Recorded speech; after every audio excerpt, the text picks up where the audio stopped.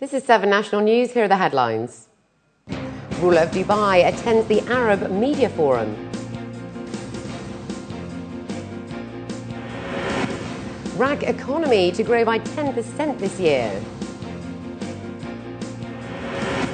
And flooding continues to engulf Mississippi homes.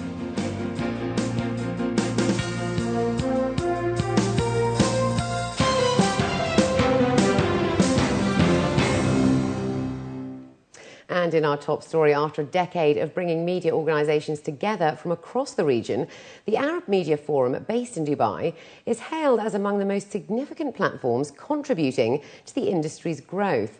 Among the important points discussed this year was the role of media in positive change and relentless coverage of the region's present growing pains.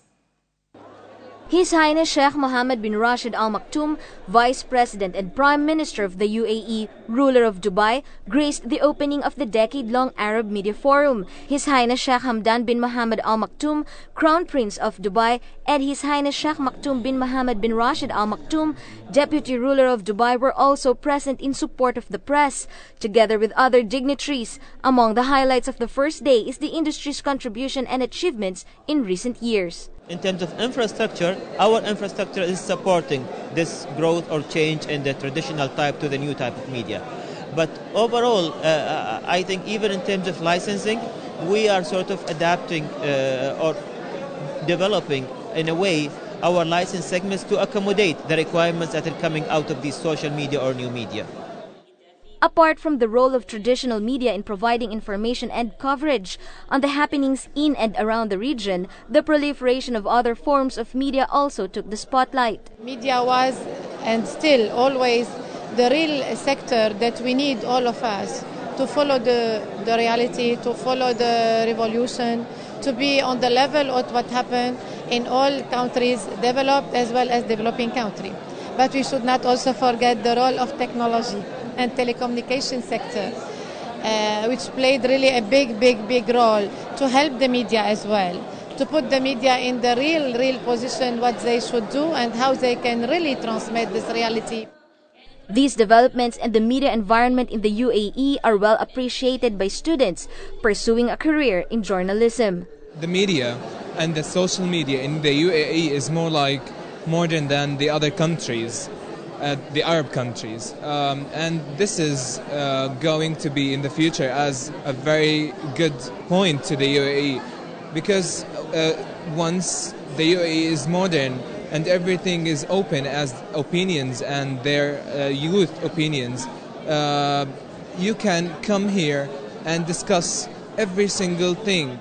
Meanwhile, well-respected Arab journalist from Lebanon, Dr. May Shidiak, reminds young journalists and industry professionals of the responsibility the power of media entails. Actually, we are witnessing a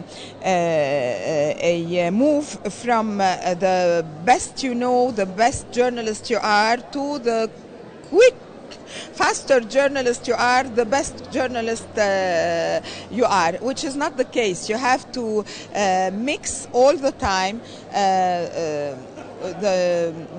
the new acquisitions concerning dealing with the new equipments, with the new technology, with working on yourself and on the content to really be able one day to make a change in the world.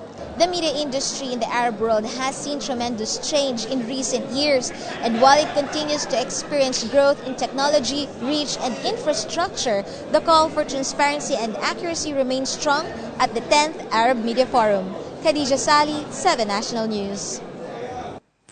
The ruler of Ras Al Khaimah, His Highness Sheikh Saud bin Sakir Al Kazmi, has said the Emirates' economy is projected to grow by 10% this year. According to a local paper, the ruler aims for the same strong growth as last year. He added that Ras Al Khaimah is on track to gain 20% of its income from tourism by 2021, as the Emirate looks to invest $100 million into tourism projects over the next 4 years in order to boost its visitor numbers. Ras Al Khaimah currently accounts to around 1.5% of the UAE's economy, and according to global ratings agency Fitch, it has a stable outlook with good public finances. On Monday, Ras Al Khaimah opened Maritime City, a 520 million dirham industrial free zone that targets international companies involved in medium and heavy industries. Maritime City aims to attract up to 50 major tenants with leases between 25 and 99 years. Already in its 6th edition, the 2011 Facilities Management Expo saw experts from around the world convene in Dubai to share best practices and discuss challenges in the facilities management industry. With the focus on efficient management and environmental sustainability, facilities management is fast becoming an essential concept in the region. June Wrigley has this report. Middle East governments have invested heavily in infrastructure and construction of iconic buildings, as well as public spaces like airports, shopping malls, hospitals, and schools. But once a building is complete, running and maintaining these sites is no easy task. That is where facilities management steps in. Going from waste management to cleaning and to structural maintenance. But we are portraying something much more advanced, which is capping everything, giving a one-shot solution to a customer. It depends on the client to decide whether it's their responsibility or becomes our. And this is the border we want to draw and ask a client, what is your core business? The rest is our responsibility as an FM provider. In the Middle East, the facilities management industry is expected to grow at an annual rate of over 20% in the next 5 years, which would generate revenues grossing $4.2 billion in 2011 alone. With such numbers, it's no wonder that Etisalat, the well-known telecommunications company, has added facilities management to its major business streams. With the existing real estate boom in the UAE and what has been going on for the last 3 years, I think people start realizing that they need to take care of the assets that they are building, and that's where we decided to penetrate the commercial market. We always valued ourselves at a very innovative and very customer focused. So we thought that we're going to be complementing the facility management market within the UAE, and that was the whole intention. We have a good scale within Etisalat. We are present in all over the UAE. Wherever you see Etisalat site, we are there. So it gives us a good geographical print through the UAE. So we decided we can extend that offering to the real estate sector and other sectors within the industry itself. One of the most iconic structures in the world, as well as a World Heritage Site, the Sydney Opera House clearly has its facilities management well developed to run seamlessly. But to maintain this status and to keep it fully operational, a lot of work takes place behind the scenes. For us at Sydney Opera House, it means anything that's required to ensure the smooth running of the building, so that the normal business of running a performing arts centre, a tourism destination, food and beverage, etc., just happens in the background smoothly and seamlessly in an orderly way. Yeah, so it includes things like the security of the building, the cleaning of the building, maintenance, planning for all those activities, getting the traffic on and off the site without major jams, and then planning the future development of the building so we can keep improving the services that we offer to our patrons. Many of us rarely stop to think about facilities management as one of the quiet behind-the-scenes roles that we only take notice of when a service is not delivered. For example, walking in a convention hall or a shopping mall or a hospital, if it's dirty or the lights aren't on or the AC is broken, only then do we notice the lack of facilities management and probably have negative associations. For that reason, good facilities management is a crucial factor in supporting any core business. June Wrigley, 7National News. Now, the UAE is striving to be the first country in the world to have 100% broadband penetration by 2012, according to the UAE's Minister of Economy, His Excellency Sultan bin Saeed Al Mansouri. At the Abu Dhabi Telecom CEO Summit, the minister said that the UAE is currently placed within the top 10 globally in terms of the quality of its broadband service. Etisalat's latest fibre optic technology plan is set to launch the UAE into the #1 spot for 100% broadband penetration next year. He also stated that the country ranks 5th in global broadband connection speeds and already has 200% mobile penetration, while household broadband figures stand at 40%. Al Mansouri stated that the sector is one of the fastest growing and that they continue to remain one of the most connected nations in the world, a market that the TRA has predicted to be the fastest growing along with Africa and the rest of the Middle East. Dubai police are currently looking into a white point system to reward safe drivers. Drivers will be able to earn points to their records each year should they not commit any traffic violations, which would counterbalance any black points they might hold. The system aims to encourage motorists to abide by traffic laws and help in scrapping simple offences, according to the Director of Dubai Police, Major General Mohammed Saif Al-Zafin.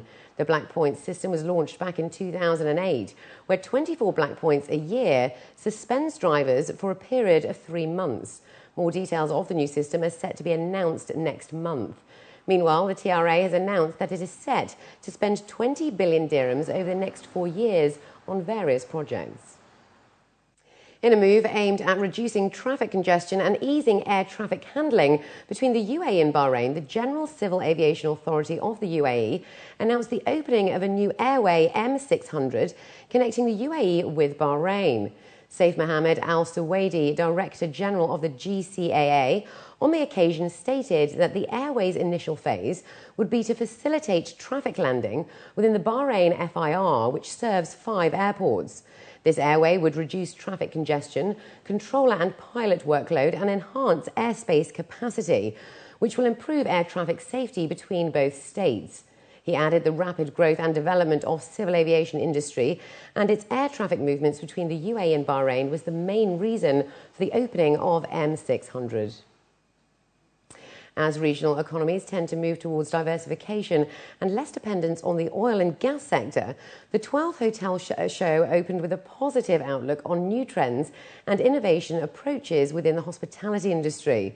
Apart from the purpose of being a networking opportunity to learn more about topics such as occupancy rates, technology, security and hotel supplies, this year the conference and exhibition looked into strategic areas such as energy saving as a must for the future of the tourism and hotel industry.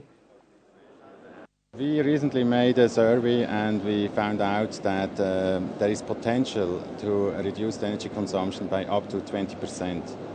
We have done different studies and also helped different hotels in the UAE already to reduce the water consumption and energy consumption, and it helped not only the environment, it also helped the bottom line for the hotels.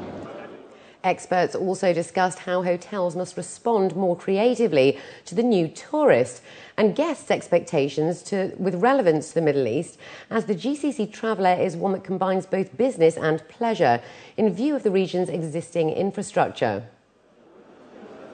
The world has become much more global and much more accessible, and constantly delivering this experience and this value, that is really what is going to bring customers back or create a perception of being the right place to travel to. This destination is giving great incentive for various categories of tourists, various type of people coming to look for that special experience. 10% of Dubai will be dedicated to nature conservation and wildlife by 2014, according to the Dubai municipality. The head of the Marine Environment and Wildlife section for the municipality, Mohammed Abdul Rahman Hassan, has stated that the total protected area currently accounts for just over 7% of Dubai's 4,114 square kilometre radius. He said that the 10% target has been approved by an international treaty signed by 192 members and that each location must be based on international standards. There are currently 2 areas in the UAE dedicated to protected zones, Ras Al Khor Wildlife Sanctuary in Dubai and the Al Wathba Wetland Reserve in Abu Dhabi. Environment officials say that additional sites are yet to be safeguarded and classified as protected. Looking abroad now, the Mississippi River at Vicksburg continued to rise on Monday, backing up onto the Yazoo River, one of its tributaries. According to the National Weather Service, the water level at Vicksburg reached 56.7 feet by midday local time, several inches above the record 56.2 feet set in 1927. As of Sunday, 2.1 million acres of land were underwater in central Mississippi, according to a spokesman for the U.S. Army Corps of Engineers. Floodwaters in Mississippi have forced evacuations, road closures and the shutting of businesses.